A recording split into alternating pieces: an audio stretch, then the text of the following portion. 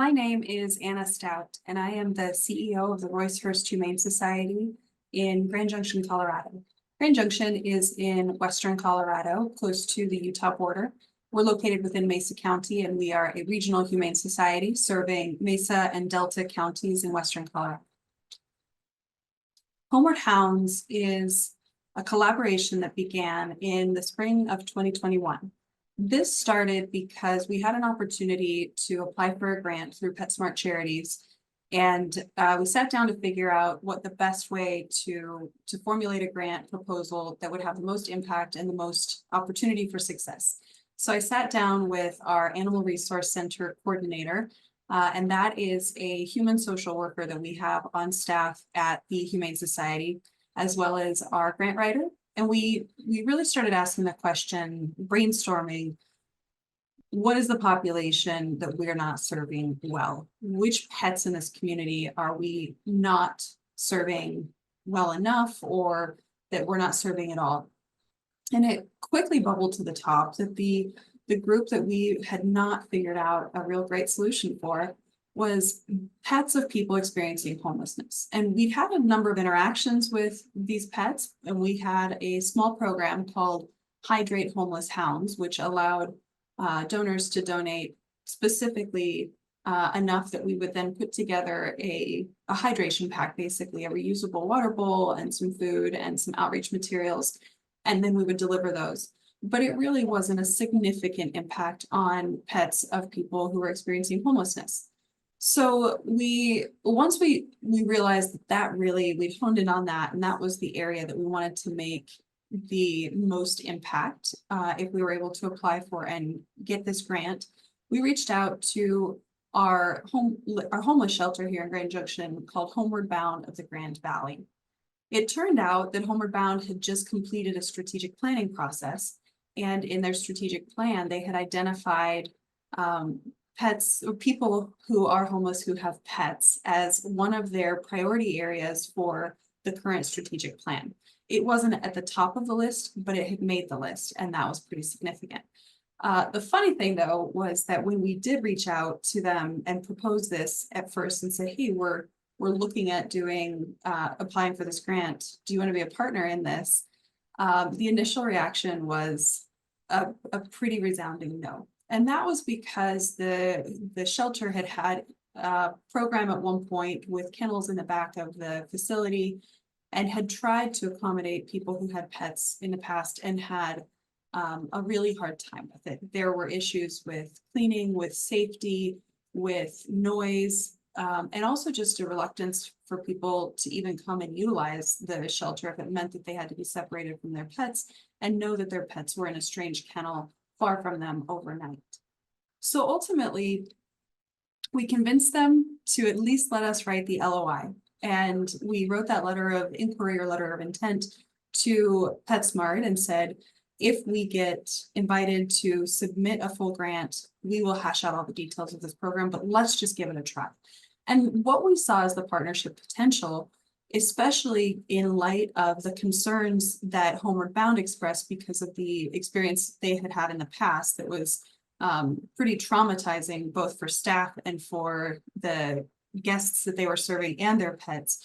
We really looked at the fact that there could be a symbiotic relationship between our agencies working together. So bringing the human shelter and the animal shelter together meant that we at Roice-Hurst brought our expertise in handling animals, in assessing behavior, in setting up an area that would be fear-free and informed by animal specific considerations.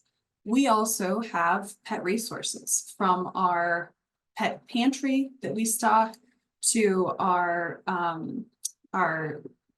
counselors, our pet behavior counselors, to our crisis board, and all of the things that we are able to bring that the human homeless shelter wouldn't have either the expertise or the resources to provide. And then most importantly, we had our Animal Resource Center coordinator.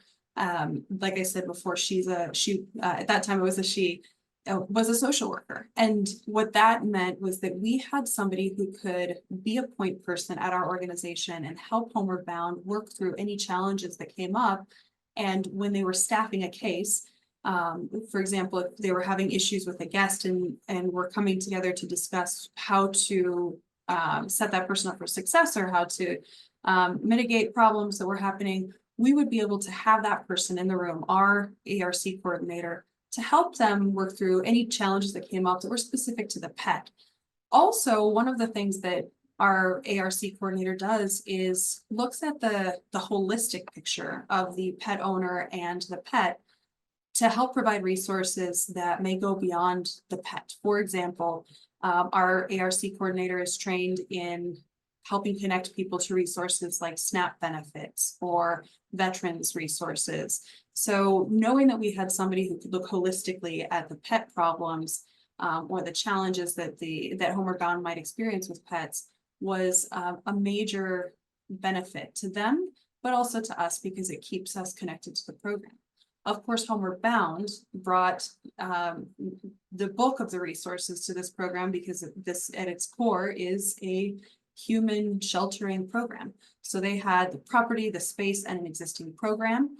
What we ended up doing was figuring out that we could use a portion of their parking lot for what we ultimately ended up creating.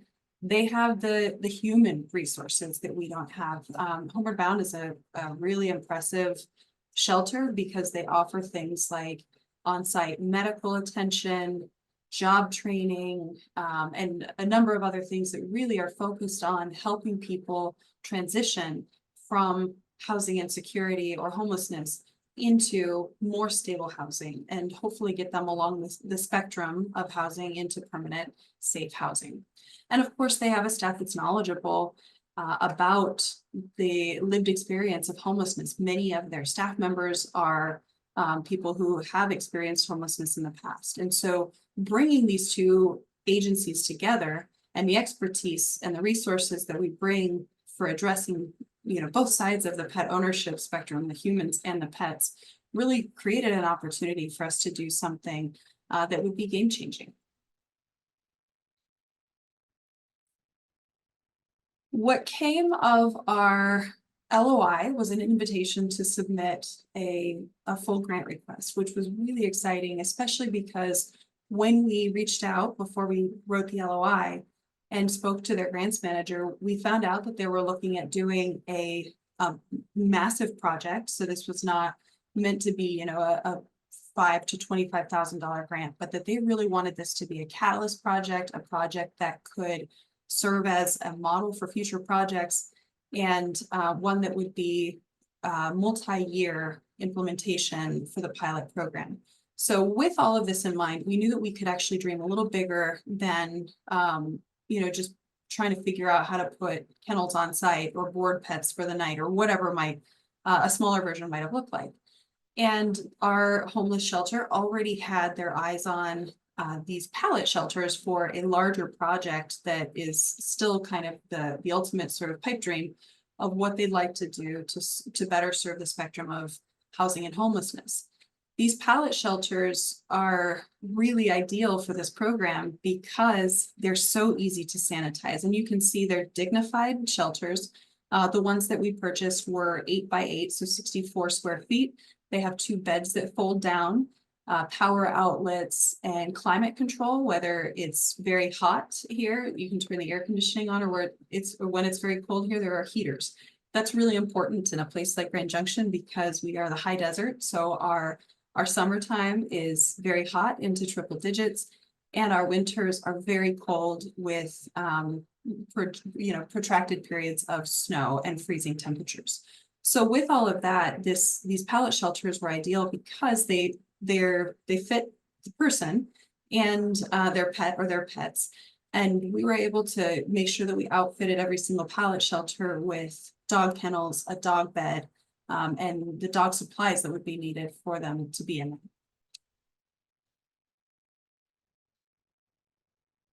What we ended up with was just shy of $150,000 in initial grant funding. We were granted an 18-month grant period to have the pilot term. And our long-term goal from the outset was always that we wanted to create a program that we could then package up with all of our lessons learned that would turn into best practices.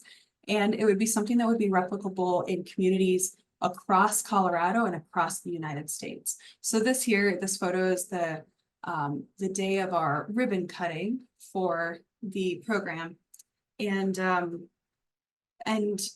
it was the beginning of what would be many months of challenges getting the program actually up and running, but it was a very exciting day. Who you see on here is actually the executive director, the president and CEO of PetSmart Charities there on the left, our county commissioner, myself, the director of the homeless shelter of HomewardBound, and a number of dogs. We did for our first night, our ribbon cutting night, we all stayed in the pallet shelters because we wanted to make sure that they were in fact comfortable, dignified, safe, secure. And so we did have that experience on a very cold December night and got to really test it out for ourselves right off the bat.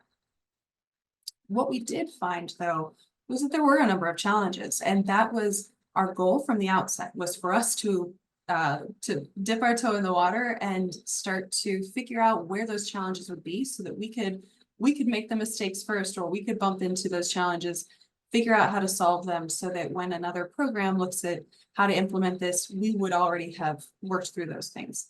So of course, this began, the idea came in the spring of 2021, funding came in the fall of 2021. So we were still very much dealing with the fallout from the COVID-19 pandemic. That meant that we had major delays in materials. We also had a lot of protocol changes that were in flux at that point in terms of social distancing, mask wearing, recommendations for sanitizing, for vaccinations, etc. So that was something that we had to navigate that would be very different now in the post-COVID times. The materials delays were really significant and led to us having, instead of we had our December ribbon cutting, we didn't actually open the facilities up until May of 2022. And many of those material delays had to do with creating the security for the area. So we did this in the parking lot outside of, essentially as an extension of the program of HomewardBound that already existed, which was their congregate sheltering. And then off the side of it, they have a day shelter, which is basically a covered area in the parking lot. And so this was an extension of that. What that meant though, was that we needed to fence the area in. We needed to make sure that it had its own accesses so that we weren't walking animals through the general population at the day shelter or anywhere else where we might create unnecessary conflict points. We also needed to make sure that we had the appropriate cameras and monitoring systems in place. And we put in some kennels as well so that there was a way to secure pets when people needed to go inside to eat or to shower or to use the restrooms. So those materials were absolutely the critical component of whether or not we were able to open. And it took us months for all of those to be in place and to be able to stand up the entire program. Admissions were also a challenge that we had because of the pandemic in terms of the number of people who were allowed there, how they were allowed in, their controls regarding vaccination status and number of people. A lot of that led to challenges in the very early part of this pilot program. We also really struggled with buy-in, and this was an important lesson, and I think one that we weren't really expecting. In some cases, it was because at HomewardBound, the team that was in place when we conjured this idea up and when we started designing all the SOPs was not the team that was in place by the time this was all stood up. And so the people who had been excited about this and helped write the SOPs with us were not the ones who were there when we were actually implementing the program. We also had to really work with changing some perspectives. And there were some members of the staff at Homeward Bound or volunteers at Homeward Bound who felt that this shouldn't be part of their job, that this is already a stressful job, and now I'm being asked to be an expert in, how to let an animal in, or I don't know, I'm not familiar enough with pets, and so all behavior looks threatening to me if a dog is barking. So, or not barking. I mean, it really was the unfamiliarity with the general behavior. So getting through that, creating the trust, creating the systems that gave their staff the confidence and ongoing training so that as they had turnover, which is we're in the nonprofit world, and we know that turnover is something that we deal with, especially back in 2022. It was certainly a challenging labor market. So making sure that we had systems for training them in place, and systems that were very clearly designed, implemented, and reinforced was really important. It was hard though.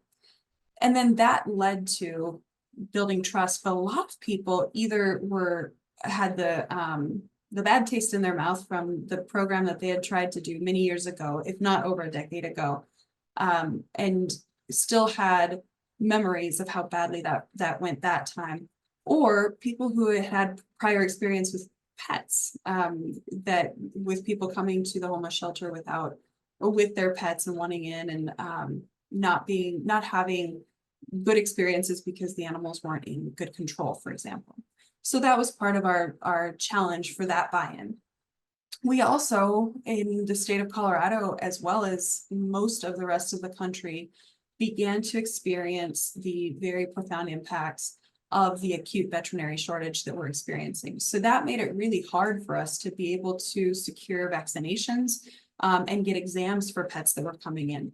So part of that required us reworking our SOPs and the rules that we had created. Originally, the Homeward Bound staff wanted every animal to be vaccinated upon arrival or have already been vaccinated. And we realized very early on that would not be realistic without it being a major barrier for people being able to get in and get shelter. So we retooled that, and also had to be very creative about how we got exams done for pets that needed it, whether because of suspected disease or illness, or because of reported injuries or other problems that the animal might be having.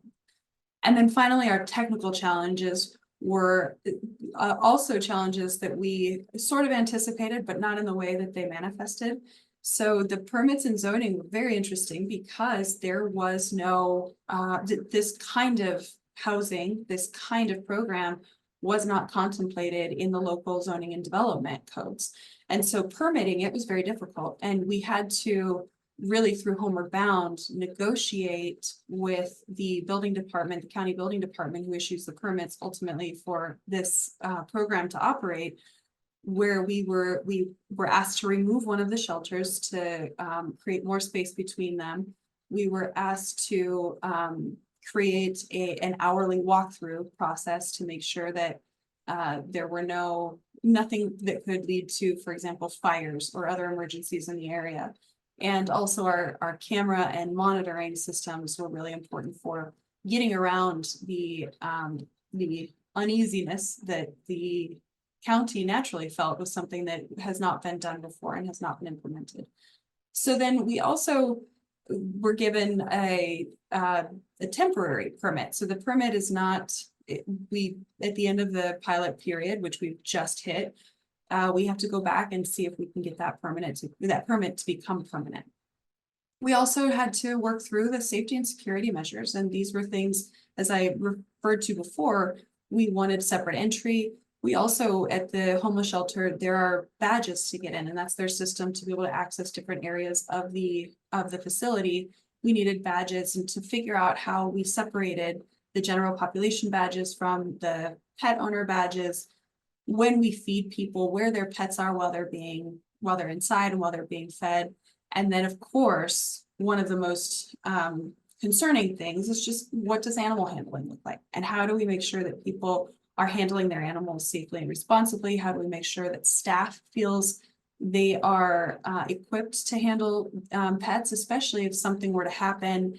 And, if staff were to peer into one of the shelters and find that somebody was having a crisis and they needed to enter and the pet was in there with them, how do we address that? And so those were all some of the technical things that we had to work through after we started, as we were designing the program, but then even after the program was up and running.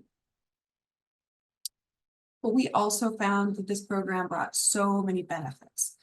The fact that somebody who is experiencing homelessness was able to access services that they would not be able to otherwise was probably one of the top benefits that we saw from this. So for example, if you have made the choice to stay with your pet, to keep your pet as you are losing housing and experiencing homelessness, that necessarily precludes you from accessing a number of services, such as going to a doctor's appointment because you can't take your pet in, accessing public transportation, being able to go in and interview for a job, going into a grocery store, going into any facility where you might need to access services like the Department of Human Services. So the simple fact that people could access those services on site at Homeward Bound, and they were now allowed to be on site at Homeward Bound because there was a place for them, meant that they had access to a slew of services and resources that they could not access before.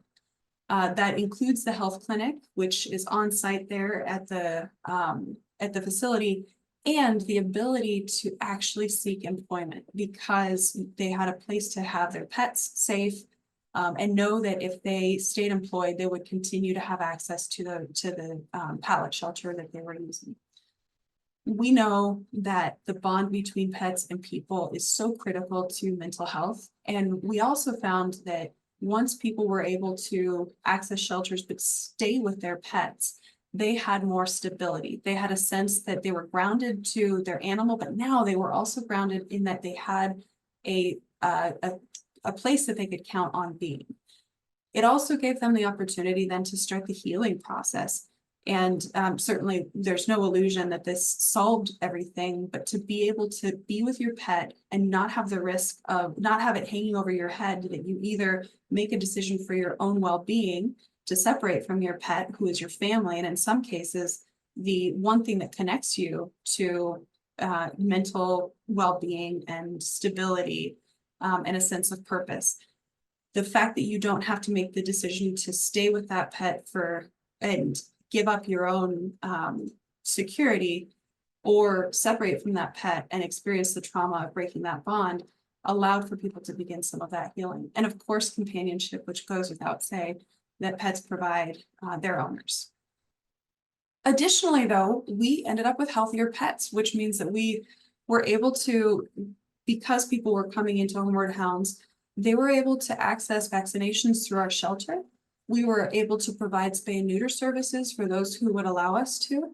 And we stocked a pet pantry on site there that both Homeward Bound staff and our staff have access to be able to dispense needed goods and resources and supplies to people who have pets in the program. What that translates to for everybody is a healthier community. We have a community that is more safe because these pets are not on the streets with their owners. The owners are safe because they're in a climate controlled, dignified place where they can access resources. We also have pets that are healthier because they're vaccinated. And that's really important from a community health standpoint or a public health standpoint, that we know that every pet that's come through here is not a health risk from a standpoint of carrying and transmitting rabies, for example.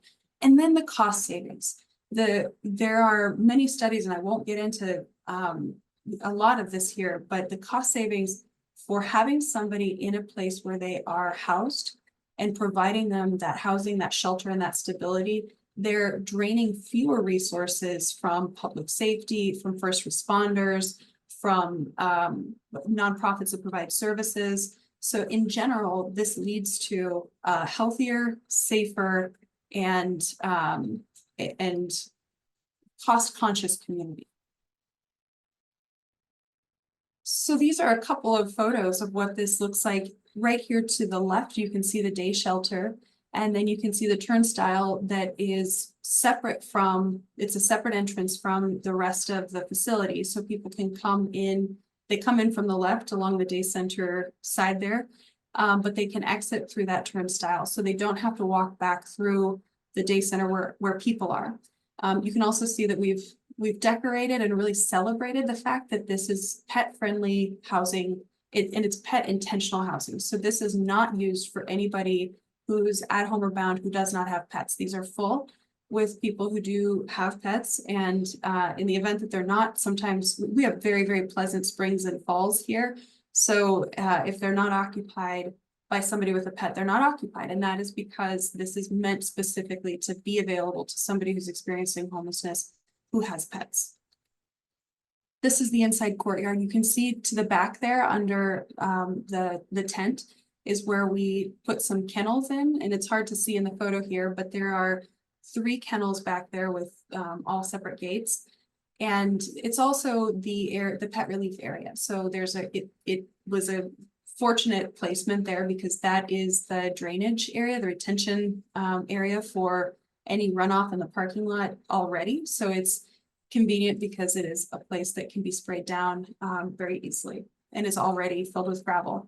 So this inner courtyard here is a place where now there are shade structures and chairs and tables and a little bit of a space for community amongst the people who are staying in these shelters, where they can congregate and socialize, and where it's appropriate with their pets, socialize their pets as well.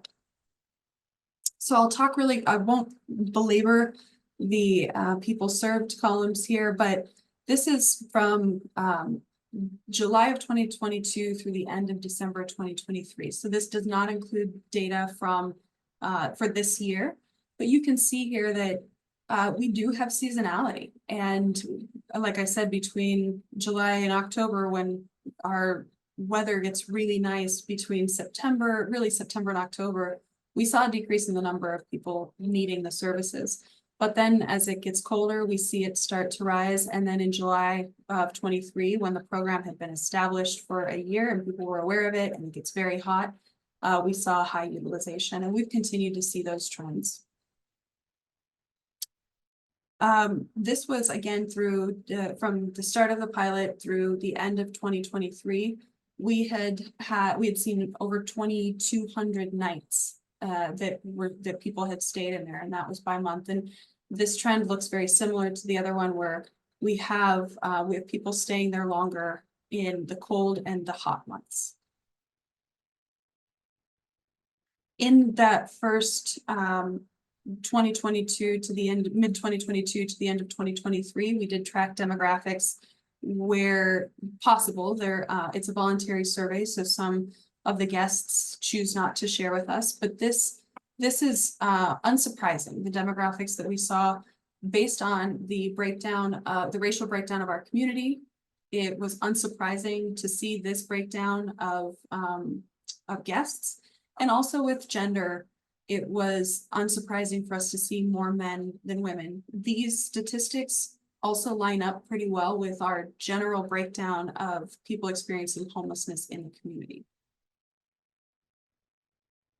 In terms of age, again, this is very reflective of our general population in the community. We saw our largest use by adults, people from the age of 31 to 65 years, and a smaller number of younger adults, and the smallest number of seniors or the elderly using that facility. We track as best we can reasons for houselessness and acknowledging how complex the reasons for being houseless or homeless or unsheltered are. We know that a lot of the time there's no way to pinpoint the one thing that caused it. And so that's why the other category is quite high. In many cases, we tried to dial in, what was there a precipitating event? For example, were you evicted, or were you hospitalized for something? Did you get fired? Was there an event that kicked off the rest of it? But for many of them, it it's so complex that it's hard to untangle that. And what that points to is just the complexity of the problem that we're trying to solve.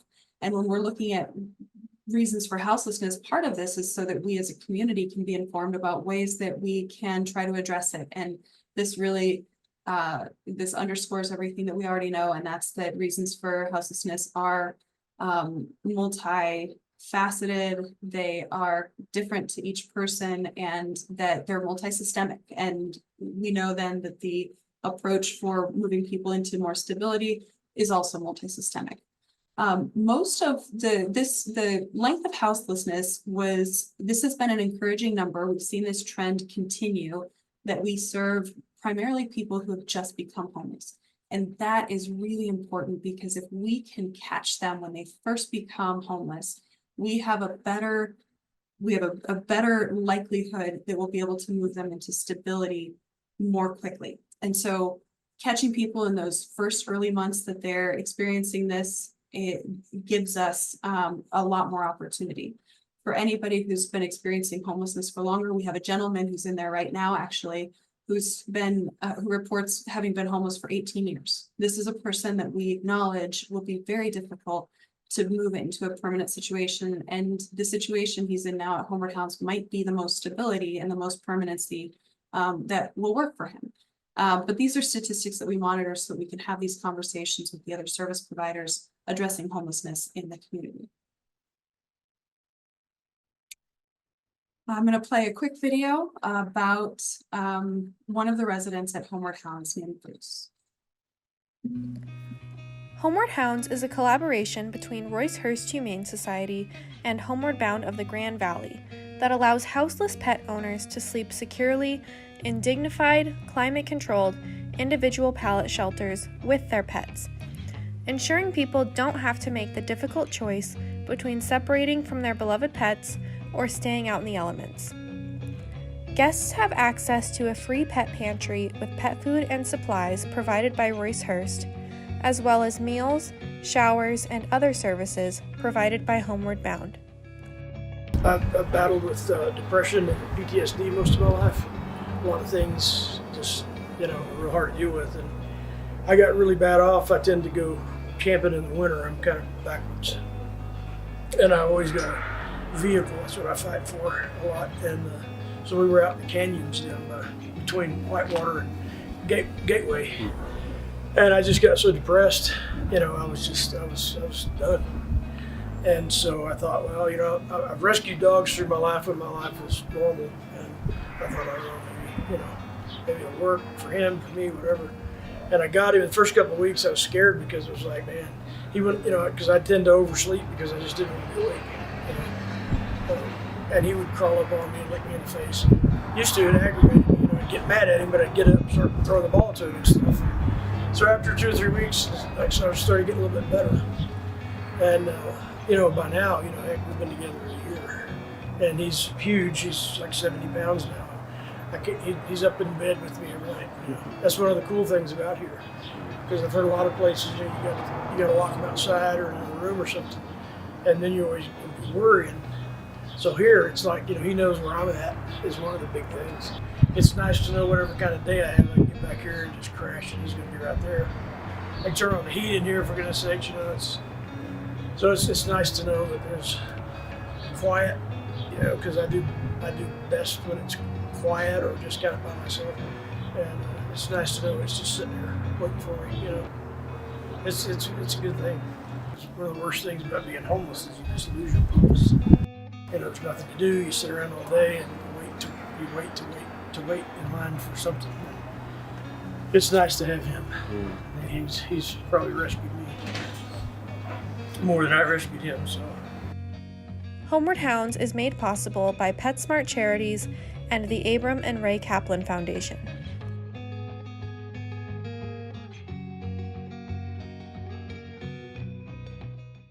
And that is Homeward Hounds. We're very happy to answer questions about this. This program was started, as I mentioned before, specifically to be a model for others and to really establish best practices. We do have a toolkit that we've put together, and you can reach out to us through our website at rhumanesociety.org. We're happy to share our SOPs. We're happy to share contacts with the pallet shelters. We're really just happy to be a resource in general. So thank you so much for attending this poster presentation today, and we're happy to talk to you soon. Thank you so much.